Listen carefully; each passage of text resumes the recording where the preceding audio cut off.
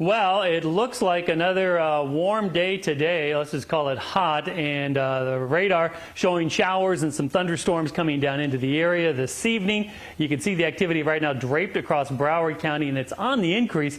And the issue is going to be, is it going to keep moving south, or is it going to stall out a bit? If it does, that means some pretty heavy rain in south and eastern Broward. And eventually in Miami-Dade, you can see the showers and thunderstorms now increasing out along the Tamiami Trail, and that activity also moving to the northeast. So for parts of South Florida, going to be a stormy evening, and then after that, storms expected to increase overnight. Look at the high today. Another record 95 was the high, breaking the old record of 94 set in 1991, and highs today everywhere from the low to mid 90s. That was expected with that southwesterly wind.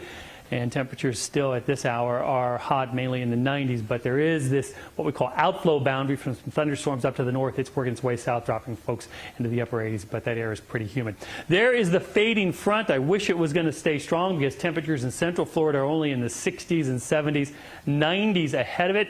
Overnight tonight, it continues to push to the south, brings showers and thunderstorms with it, and then it fades out. I think most of our activity tomorrow should be in the morning hours, and then afternoon we heat up, and then late day storms as well, a high around 90. And then on Sunday, computer models are kind of fighting back and forth with, is there going to be a big area of thunderstorms that really keeps the temperatures down.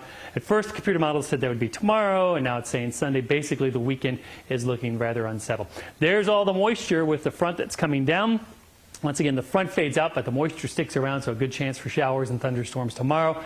And then with the moisture in place on Sunday, still another round of showers and thunderstorms.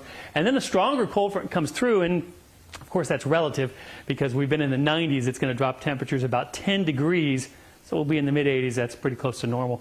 There's that dry air that comes in for next week. For tonight, though, a steamy evening and storms moving through, some heavy downpours. Watch out for street flooding. Not a lot of folks out, but if you are, watch out for street flooding, a low near 78. Tomorrow, storms likely, some heavy downpours, and a high temperature.